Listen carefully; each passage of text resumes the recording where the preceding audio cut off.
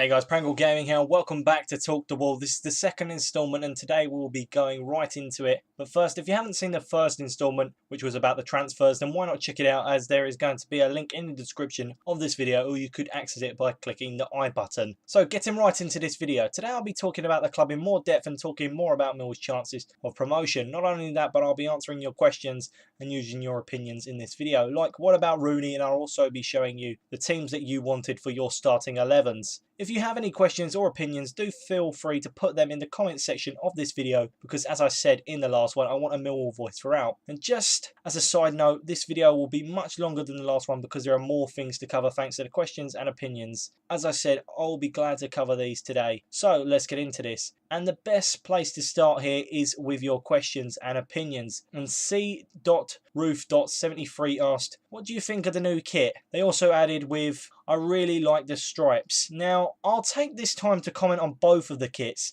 as this is the perfect opportunity. I'll start with the home kit, and I'm going to be honest here. When I first saw the home shirt, I was disgusted with it, and I called it a West Bromwich Albion cop-off. But the more and more I actually see the shirt, the more and more I like it, and it has actually grown on me. It is also great because it involves history, because the last time Millwall sported the stripes, they actually were unbeaten at home for a full season. So I can appreciate history. I can also hope we can replicate that form in our actual bid for promotion this season. But knowing Millwall will lose our opening home game to Oldham. And I do think the stripes are nice, they're different, and it's always something nice to see when it's rare. Millwall last time wore the stripes 50 years ago. Obviously, as I said, they went unbeaten for that entire season. So it's okay to have a kit like that every now and then, and I do think the gold really nicely complements the kit. Now, that was the home kit, but what about the away kit? Well, there are a few words that I could use to sum up this kit. The first one that would spring to mind would probably be why. The kit is one of the worst I've seen, and it is that bad Millwall haven't had a player to model it yet. And I know Millwall have had yellow kits, but that is borderline the word disgraceful. I do appreciate someone designed that kit, but I would have been much happier with a normal yellow or white kit like we normally have. But good job to our new kit designers, Urea, for pushing the boat out on different kits.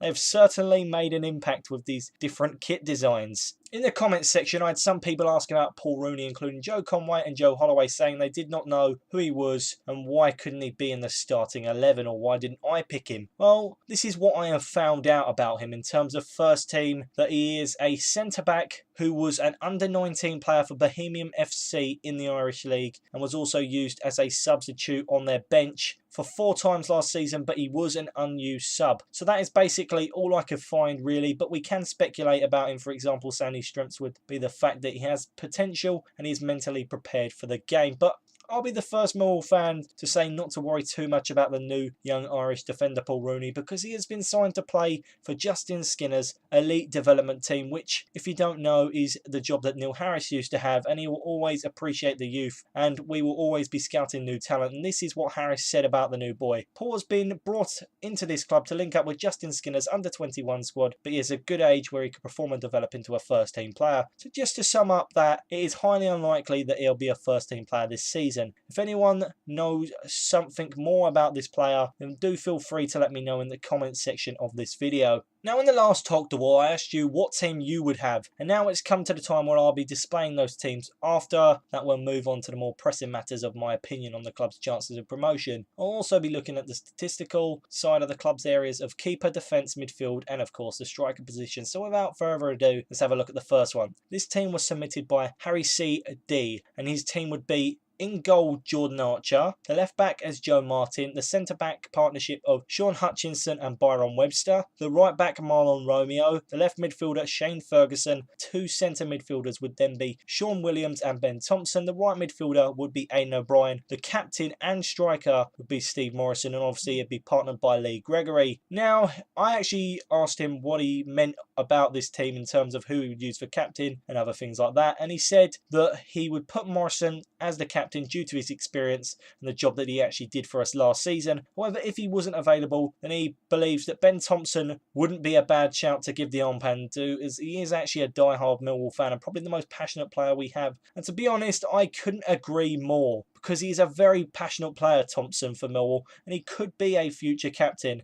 And as for the team, well, it's really nice and realistic, because I do believe that even though Tony Craig technically is still the captain of Millwall, he will have to face off with Joe Martin for the position because Shane Ferguson is more of an attacking player. What I also find interesting is that the right midfielder is Aidan O'Brien, which isn't a bad shout because on a good day, O'Brien is a very tricky player to deal with. The other person to submit his team was Joe Holloway, and he has an interesting team as he changed the preferred formation of 4-4-2 to 4-3-3, and his team would be in goal Jordan Archer, the left back Joe Martin, the centre backs would then be Hutchinson and Byron Webster, but he said if Hutchinson could be replaced by Paul Rooney, then maybe it could be a good idea to rotate them. He then said Marlon Romeo would be the right back, the centre midfielders would all be Williams, Abdu and Thompson, and Jimmy Abdu would be the captain. I'll talk about why he said that in a second. The left winger would be Greg Wild, the new quick attacking player. The striker would be Lee Gregory and the right winger would be David Rao. Now I asked him about his captain choice and he said, I believe that we need to have a player with experience as captain, with the doubt of Steve Morrison leaving, and he just doesn't believe that Tony Craig is as good as Joe Martin. Now what I'll say about his team is it would potentially work, but I would question the idea of having all three of our centre midfielders playing. I just think one of them may be better placed on the bench. However, having them all there could work, and he did make an interesting decision to drop Shane Ferguson and put in the new signing of Greg Wild. It is more than likely something to do with Wild's pace. So now I've addressed all your questions and said your opinions. Let's get into the section of the video where I talk about the club in more depth, talk about our chances of promotion. As I said last time, do feel free to ask any Millwall related questions and speak your opinion of anything you hear in this video. I'll finally be answering the final question within the next section of the video, and that question was, do I think Millwall can get to the Premier League? And that was asked by King Madrid Star. Can Millwall get promoted next season? That is the question that is on everyone's lips. I personally believe that Neil has signed players in the areas that we need to strengthen in, but we have also kept hold of most of our main stars, excluding the out of contract Mark Beavers. However, I don't think it'll be so easy or as easy as the fans are expecting, because other clubs in our league have strengthened too. That includes Charlton's signing of Nicky Ayose, who scored 25 goals in all competitions last season, and Gillingham, who have also made the great signings in getting Scott Wagstaff, a player with bags of experience, and also Lee Martin, a player I still hold in high regards, even though he didn't perform much in a Millwall shirt, and those teams are our rivals. I do truly believe we will have to battle both Gillingham and Charlton if we want to return to the promised land of the Championship. I do believe it may take another Wembley visit though, after watching how Millwall went up last season that they got promoted. To answer King Madrista's question of do I believe Millwall can get into the Premier League, well, I'll say yes, but it does depend on a lot of things. For example, we have to get into the Championship and become a stable team, and that isn't always easy, but I do believe Millwall could, under Harris, if not then maybe in the next 30 years, as long as we do become a stable Championship team quicker rather than actually staying in the League One, because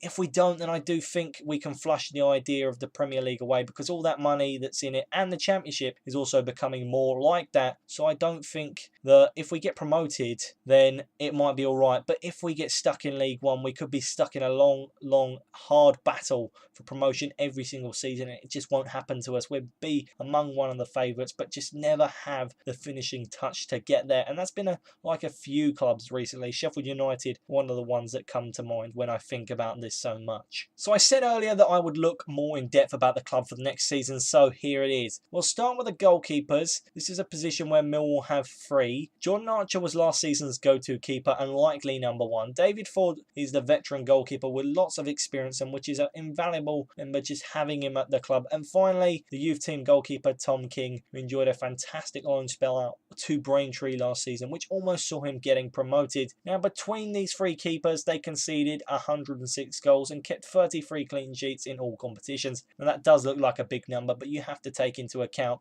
the amount of games people actually play and the fact that Ford conceded a lot of goals before Jordan Archer came in. Now, talking to Jordan Archer, he kept the most clean sheets with 20 and conceded less than he played, as he conceded 47 goals and played 49 games, which is not what actually many keepers actually manage to have on their record. Usually you concede more than you play. However, Jordan Archer was the only Mill keeper to see a red card, as he did get sent off against Gillingham for a very poor tackle at the Den. You also have to take into account that all the stats that were recorded for Tom King were when he was on loan, as he didn't feature a game for the Lions. Next up are the left backs that Millwall have, and they have two of these. The first one being Joe Martin, who is our main one, and the second one being Noah Cheeseman. Joe Martin showed Lions fans that he isn't afraid to take free kicks, and he proved that he's great going forward, scoring 3 goals and getting 1 assist. I can see the Lions fans getting to see more of his attacking side of Joe Martin, because now we know what he can offer, we can urge him to go forward. There is a bad side to Joe Martin though, as he was one of Millwall's most disciplined players last season, receiving 13 yellow cards, which shows he isn't afraid to put in a tackle, but sometimes that does have its negatives. With Noah Cheeseman, he really didn't do much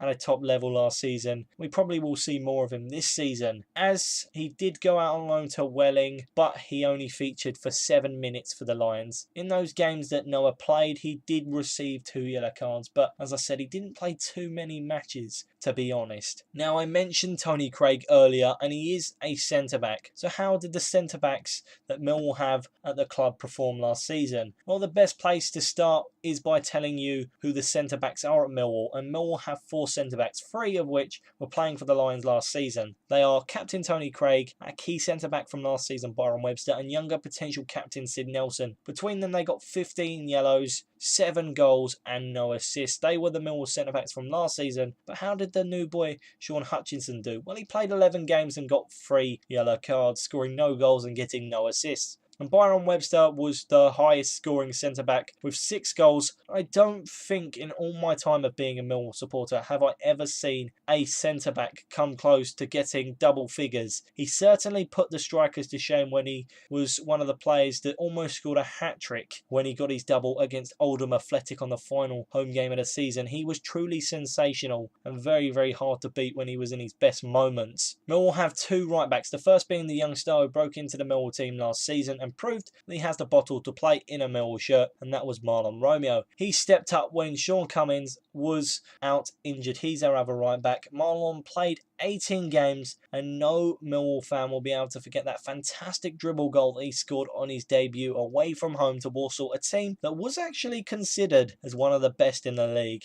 Marlon also received 5 yellow cards and a red card. The red card was actually heartbreaking, as that meant that he couldn't feature in the playoffs for Millwall. Had Millwall not made the playoff final, then Marlon would have had to miss the first game of this upcoming season. I mentioned Sean Cummins and said that he was injured, but how did the Jamaican do for the Lions? Well, he played 20 games, scoring and assisting once, and also picking up a yellow card. Now, Cummins is still currently injured, but he is working with Bobby Bassick to get back into the frame for the Lions in August. Now we move on to the left midfielders, of which we have 2, Shane Ferguson and our new signing Greg Wild. Shane played 46 games last season, scoring 3 and assisting a total of 8, which I can see him improving those stats for the upcoming season. Shane did pick up 3 yellow cards while playing for the Lions last season, and I do believe that he should be only played as a left midfielder because he has more of an attacking mind than a defensive mind. I don't know whether you saw at Wembley or noticed at Wembley when Ferguson was put in the left back position following the injury of Joe Martin. That really did hinder us going forward on the left side of the pitch because Fergie couldn't bomb down the wing as he had defensive duties to fulfil. Enough about Ferguson. Let's talk about how Greg Wild did last season for Plymouth Argyle. Wild made a clear impression on the Green Army as he played 51 games and scored 8 goals and got 7 assists. He also did get 1 yellow card, but thanks to him only signing a 1-year contract, that actually meant that Millwall could come in and sign him, and he does look like he could cause Harris a lot of issues in terms of selections because Ferguson and Wild equally look great. Moving on into the centre of midfield, where Millwall currently only have 3 players there. Ben Thompson, who was the young player of the season, Sean Williams, who a lot of Millwall fans hate but I think is a tactical genius as he plays great over the top through balls that led to a large chunk of Gregory's goals last season, and the veteran and great server of the club, Jimmy Abdu. So how did these players do for the Lions last season? Well, between the 3 of them, they had 7 goals, 11 assists and 22 yellow cards, and of course they got that 1 red card. Now, statistically speaking, Sean Williams was our best centre midfielder with 4 goals, 8 assists and 10 yellow cards, but he did also pick up that red card, which he received for apparently headbutting a player away from home. I didn't see it. There was no proof that he did it, but apparently he did. However, everyone will remember Ben Thompson for his amazing breakthrough season as he scored that amazing long-range goal against Shrewsbury at the Den, which I actually saw, which he did also receive the goal of the season for from Millwall. But I do think that Williams deserves some more credit than he gets given because he is overlooked by a larger majority of the fans. He's a great player. As I said earlier, he statistically is the best we've got.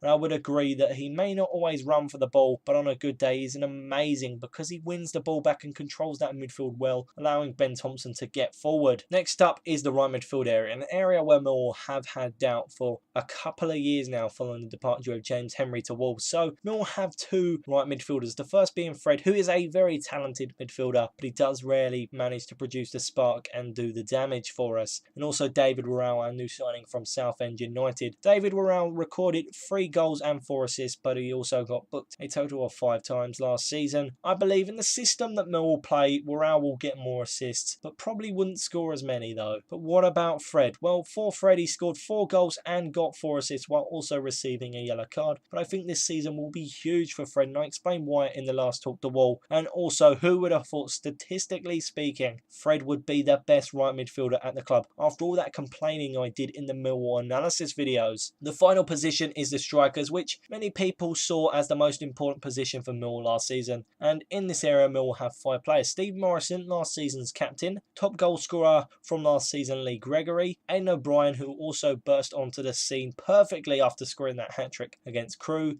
Alfie Pavey, a younger striker on the up, and Jamie Philpott, who played a few games for the Lions last season. Between them, they scored a total of 60 goals and got 26 assists while also picking up 16 yellow cards, which, if you don't mind me saying, is a pretty impressive feat for the strikers. So some people actually said that Gregory and Steve Morrison were the best strike force in League One, and I've got to say I do agree with them. They were very lethal, as most clubs had one striker that did really well for them. An example, Will Grigg for Wigan, Nicky Jose for Swindon. Both of those were single players. We had 2 players that played really well. As you know, Lee Gregory is quite clearly Millwall's best striker last season, scoring 26 goals and getting 6 assists, while only getting booked twice. Now, that being said, Sky Sports always gave Millwall fans a shock as they announced that Lee Gregory had handed in his transfer request, which sent me in mixed emotions because after we turned down the bid for 1.2 million from Rotherham, that was the time that they said apparently he'd handed it in, and I was really laughing at the prospect of him going to Rotherham to further his career because he's a much better player than Rotherham. That really is an insult to him, them targeting him, to be honest. The other emotions were that,